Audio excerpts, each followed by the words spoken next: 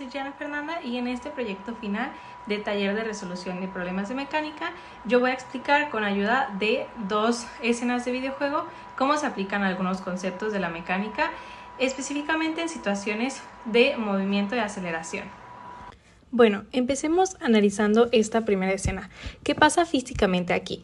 En esta escena observamos la primera ley de Newton, también conocida como ley de la inercia.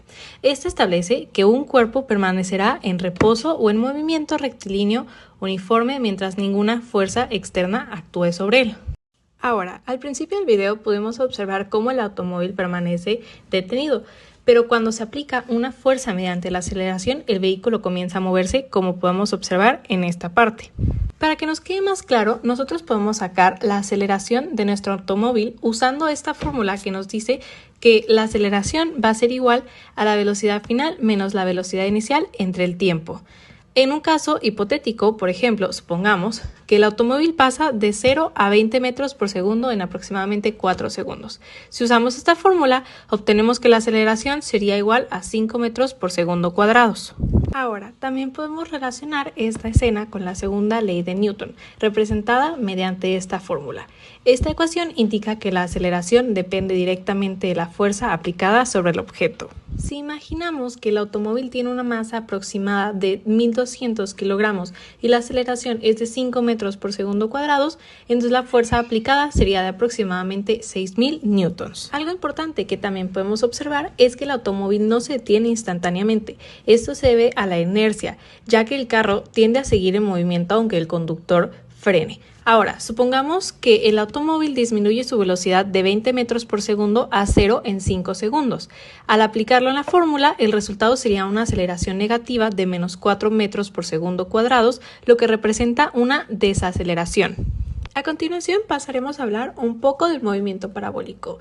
En esta escena observamos un ejemplo de nuestro movimiento parabólico. Este fenómeno ocurre cuando un objeto es lanzado con una velocidad inicial mientras la gravedad actúa constantemente hacia abajo. Cuando el automóvil sale impulsado de la rampa, continúa desplazándose horizontalmente mientras desciende debido a la gravedad. Como resultado, se genera una trayectoria curva llamada parábola. Mientras el automóvil permanece en el aire, la gravedad actúa constantemente hacia abajo con una aceleración aproximada de 9.8 metros por segundo cuadrados.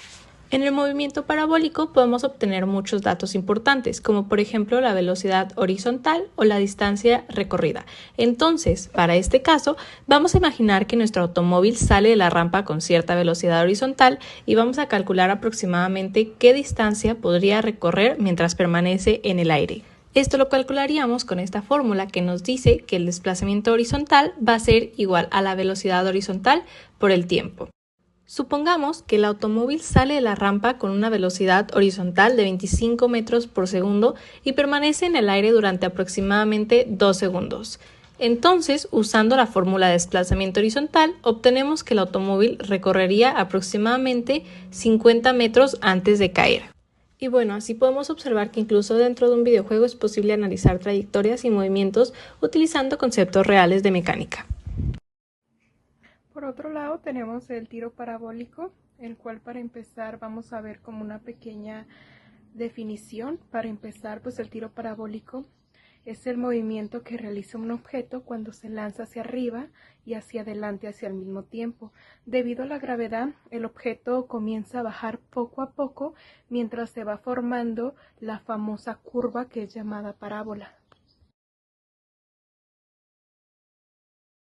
Por otro lado, pasando esto a lo que es el juego de FIFA, que son los tiros bombeados, podemos observar en este ejemplo el movimiento claro de lo que es el tiro parabólico aplicado en lo que es el balón de fútbol, ya que cuando el jugador, como se ve en el video, empieza a golpear el balón, este adquiere una velocidad inicial que lo va impulsando hacia adelante, pero pues también hacia arriba.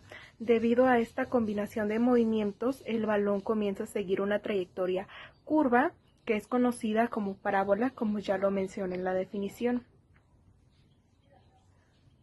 Mientras el balón va ascendiendo, la gravedad actúa constantemente sobre él, lo que va reduciendo poco a poco lo que es su velocidad vertical, que es cuando el balón empieza a bajar. Después de alcanzar su punto más alto, la gravedad provoca que el balón descienda acelerándose hacia el suelo hasta llegar a la portería o a lo que es el campo. Estos tipos de movimientos combinan dos fenómenos, la cual es el movimiento horizontal constante y un movimiento vertical, lo cual se va afectado por la gravedad.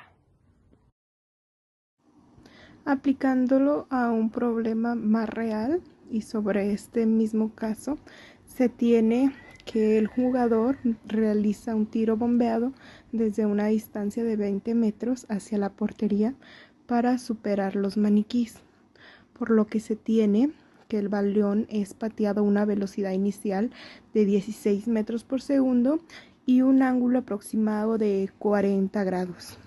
Lo que se quiere saber es que si con esta misma velocidad y con el ángulo que se tiene va a meter los goles a la portería, por lo cual para esto se necesita saber la altura máxima del balón y determinar si supera a los maniquís de los 2 metros de altura.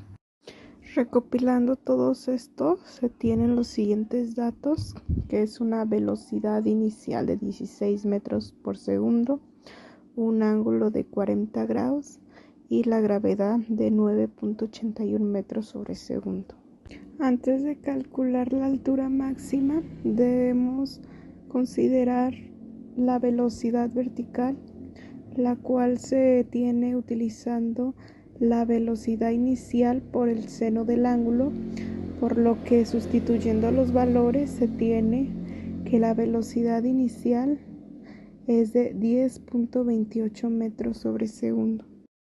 Por otro lado, para encontrar la altura máxima, se tiene que usar la fórmula de velocidad vertical al cuadrado entre 2 veces de la gravedad, la cual al sustituyendo nos da que la altura máxima es igual a 5.38 metros por segundo.